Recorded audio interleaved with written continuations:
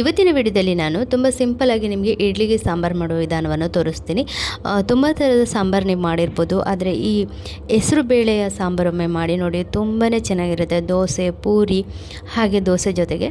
So sambar ಮಾಡಲಿಕ್ಕಿಂತ ಮುಂಚೆ ಬೆಳಿಗ್ಗೆ ನನ್ನ ಬೆಕ್ಕೆಗಳಿಗೆ ತಿನ್ಲಿಕ್ಕೆ ಹಾಕಿದ್ದೀನಿ, ನೋಡ್ತಾ ಇರ್ಬೋದು. ನಾನು ಬೆಕ್ಕಿಗಂತಲೇ ಬೇರೆ ಪೆಡಿಗ್ರಿ ತಂದಿದ್ದೀನಿ. ಅಂದರೆ ನಾಯಿಗೆ ಬೇರೆ ಇದೆ, ಬೆಕ್ಕಿಗೆ ಬೇರೆ ಇದೆ. ಏನು ಪರ್ಷನ್ ಕೆಟ್ಗಳೇನಲ್ಲ, ಕಾಟ್ ಬೆಕ್ಕುಗಳೇ. ಅದಕ್ಕೆ ಹಾಕಬೇಕಂತ ಏನಿಲ್ಲ ಅಲ್ಲ, ಪಾಪ ಅವುಗಳಿಗೂ ಬಾಯಿರುತ್ತೆ. ನಾನು ಎಲ್ಲದಕ್ಕೂ ಒಂದೇ ಥರ ಫಸ್ಟಿಗೆ ಅವುಗಳಿಗೆ ಹಾಕಿ ಹಾಲು ಬಿಸಿ ಮಾಡಿ ಅವುಗಳಿಗೆ ಹಾಕಿದ ಮೇಲೆ ನೋಡಿ, ಆ ಸೈಡಲ್ಲಿ ಕಾಣ್ತಾ ಇದೆಯಲ್ಲ, ಅದು ಊಟ ಸ್ವಲ್ಪ ಸ್ವಲ್ಪ ತಿಂದಿದೆ ಅಷ್ಟೇ. ಸೊ ಹಾಲು ಹಾಕಿದ ಮೇಲೆ ಈಗ ಮೇಲ್ಗಡೆ ಎಲ್ಲ ಚೆನ್ನಾಗಿ ಒರೆಸ್ಕೊಂಡು ಸಾಂಬಾರು ರೆಸಿಪಿ ರೆಡಿ ಮಾಡ್ಕೊಳ್ಳೋಣ. ಫಸ್ಟಿಗೆ ನಾನು ಇಡ್ಲಿ ಪಾತ್ರೆಗಳನ್ನೆಲ್ಲ ರಾತ್ರಿಯೇ ತೊಳೆದಿಟ್ಟಿದ್ದೆ. ಈಗ ಅದಕ್ಕೆ ಎಣ್ಣೆ ಹಚ್ಚಿ ಅದನ್ನು ಬೇಯಿಸ್ಲಿಕ್ಕಿಟ್ಟು ನಂತರ ನಾವು ಸಾಂಬಾರು ಮಾಡಲಿಕ್ಕೆ ನಿಲ್ಲೋಣ. ಅಷ್ಟರಲ್ಲಿ ಇಡ್ಲಿ ಕೂಡ ಬೆಂದೋಗ್ಬಿಡುತ್ತೆ. ಇಡ್ಲಿ ಮಾಡಬೇಕಂದಾಗ ಹಿಂದಿನ ದಿವಸನೇ ನೀವೆಲ್ಲವನ್ನು ಪಾತ್ರೆಗಳನ್ನ ತೊಳೆದಿಟ್ಕೊಂಡ್ಬಿಟ್ರೆ ಬೆಳಿಗ್ಗೆ ನೀವು ಸ್ವಲ್ಪ ಲೇಟಾಗಿದ್ರೂ ಏನೂ ಪರವಾಗಿಲ್ಲ, ಬೇಗನೆ ಮಾಡ್ಕೊಳ್ಬೋದು. ಈಗ ಇಡ್ಲಿ ಪಾತ್ರೆಗೆ ನಾನು ಎಣ್ಣೆ ಸವರ್ಕೊಂಡಾಗಿದೆ, ಎಲ್ಲದಕ್ಕೂ ಎಣ್ಣೆ ಸವರ್ಕೊಂಡಾಗಿದೆ. ಈಗ ಹಿಟ್ಟಿಗೆ ಉಪ್ಪು ಹಾಕ್ಕೊಳ್ತಾ ಇದ್ದೀನಿ. ನಾನು ಹಿಟ್ಟಿಗೆ ರಾತ್ರಿಯೇ ಉಪ್ಪು ಹಾಕಿಡಲ್ಲ, ಬೆಳಿಗ್ಗೆನೇ ಉಪ್ಪು ಹಾಕೋದು. ಮೊದಲೆಲ್ಲ ರಾತ್ರಿ ಹಾಕ್ತಿದ್ದೆ, ಅಂದರೆ ತುಂಬ ಟೈಮ್ ನಿಂದೆ, ಈಗ ಹಾಕಲ್ಲ. ಈಗ ನೋಡಿ ಚೆನ್ನಾಗಿ ಉಬ್ಬಿ ಬಂದಿದೆ.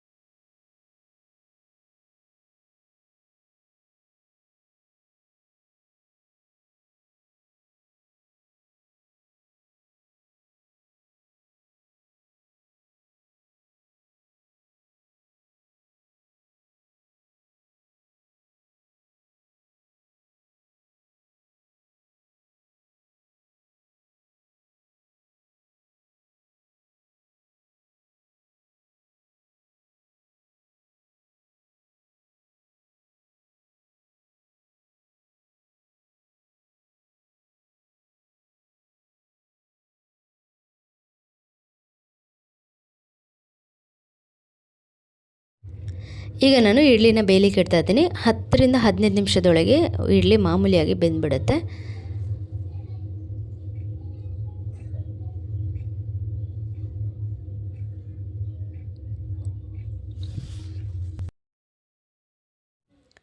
ಈಗ ಇದು ಬೇಯಲಿಕ್ಕೆ ಇಟ್ಕೊಂಡು ನಾವಿವಾಗ ಸಾಂಬಾರಿಗೆ ರೆಡಿ ಮಾಡೋಣ. ನಾನು ಮೇಯ್ನ್ ವಿಡಿಯೋ ಮಾಡಲಿಕ್ಕೆ ಕಾರಣ ಸಾಂಬಾರು ರೆಸಿಪಿ ತೋರಿಸ್ಲಿಕ್ಕೆ.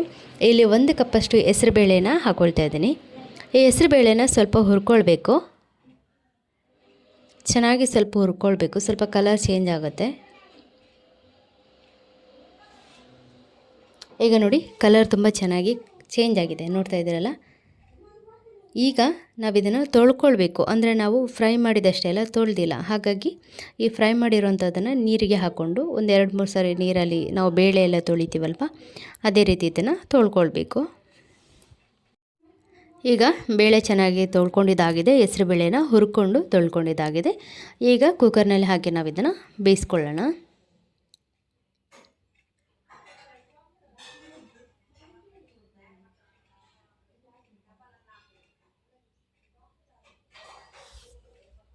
ಈಗ ನಾನು ಇದಕ್ಕೆ 3 ಆಲೂಗೆಡ್ಡೆನ ಸಿಪ್ಪೆ ತೆಗೆದಿರೋದನ್ನು ಹಾಕ್ಕೊಳ್ತಾ ಇದ್ದೀನಿ.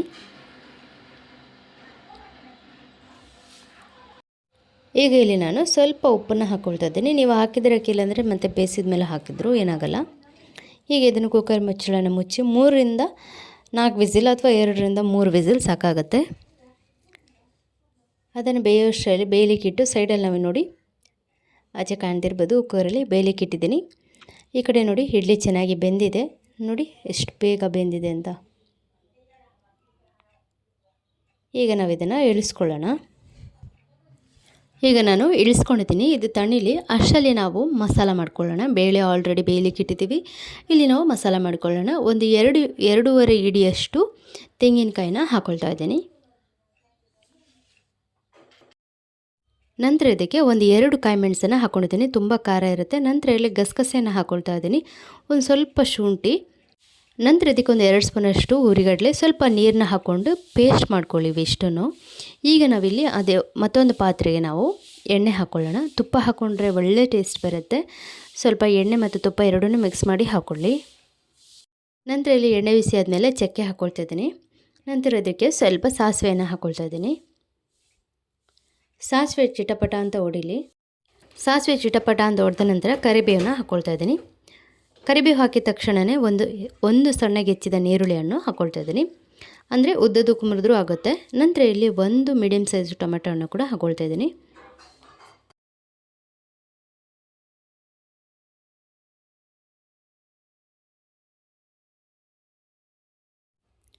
ಈಗ ಒಂದು ಸರಿ ಮುಚ್ಚಿ ಇದನ್ನು ಬೇಯಿಸ್ಕೊಳ್ಳೋಣ. ಅದಾದ ನಂತರ ತೆಗೆದ ನಂತರ ಬೇಳೆ ಬೇಯಿಸ್ಕೊಂಡಿದ್ವಲ್ವ, ಆ ಬೇಳೆನೇ ಹಾಕ್ಕೊಳ್ಳೋಣ. ನಂತರ ಆ ಆಲೂಗೆಡ್ಡೆನೇ ಇಡೀ ಹಾಕಿದ್ವಲ್ಲ, ಅದು ಸಪ್ರೇಟ್ ಇಟ್ಕೊಳ್ಳೋಣ ತೆಗೆದ್ಬಿಟ್ಟು. ಈಗ ಬೇಳೆ ಹಾಕಿ ನೀರೆಷ್ಟು ಬೇಕಂತ ಹದವಾಗಿ ನೀವು ನೀರನ್ನ ಹಾಕ್ಕೊಳ್ಳಿ. ತುಂಬ ದಪ್ಪನೂ ಬೇಡ, ತುಂಬ ತೆಳ್ಳೂ ಬೇಡ. ಈಗ ನಾನು ಆಲೂಗೆಡ್ಡೆ ಹಾಕಿದ್ನಲ್ಲ, ಅದನ್ನು ತೆಗೆದ್ಬಿಟ್ಟು ಕಟ್ ಮಾಡಿ ಹಾಕ್ಕೊಳ್ತಾ ಇದ್ದೀನಿ. ಮೀಡಿಯಮ್ ಸೈಜ್ ಕಟ್ ಮಾಡಿ ನಾನು ಹಾಕ್ಕೊಂಡಿದ್ದೀನಿ. ನಂತರ ಇದಕ್ಕೆ ನಾವೇನು ರುಬ್ಬಿರ್ತೀವಲ್ವ, ತೆಂಗಿನಕಾಯಿ ಹಾಗೂ ಕಸಕಸೆ ಮತ್ತು ಹಸಿಮೆಣಸೆಲ್ಲ ಹಾಕಿ ಪೇಸ್ಟ್ ಮಾಡಿದ್ವಲ್ಲ, ಆ ಪೇಸ್ಟನ್ನು ಇದಕ್ಕೆ ಹಾಕ್ಕೊಂಡಿದ್ದೀನಿ.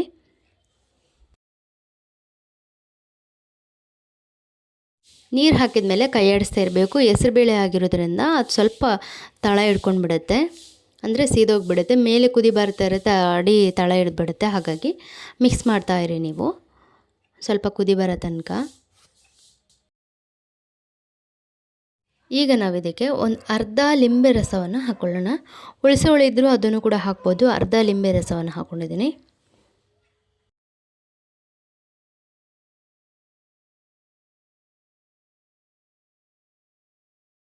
ಚೆನ್ನಾಗಿ ಕುದೀತಾ ಇದೆ ನೋಡಿ. ಸಾಂಬಾರು ರೆಡಿ ಆಯಿತು. ನೀವು ಬೇಕಿದ್ರೆ ಸ್ವಲ್ಪ ಅರಿಶಿನ ಕೂಡ ಹಾಕ್ಕೊಳ್ಬೋದು ಕಲರಿಗೆ. ನಾನು ಇಲ್ಲಿ ಅರಿಶಿನ ಬೇಡ ಅಂತ ಹಾಕ್ಕೊಂಡಿಲ್ಲ. ಸೊ ಈ ಸಾಂಬಾರೀಗ ರೆಡಿಯಾಗಿದೆ, ನೋಡ್ತಾ ಇರ್ಬೋದು. ಇಲ್ಲಿ ಇಡ್ಲಿ ಕೂಡ ರೆಡಿಯಾಗಿದೆ, ನೋಡ್ತಾ ಇರ್ಬೋದು.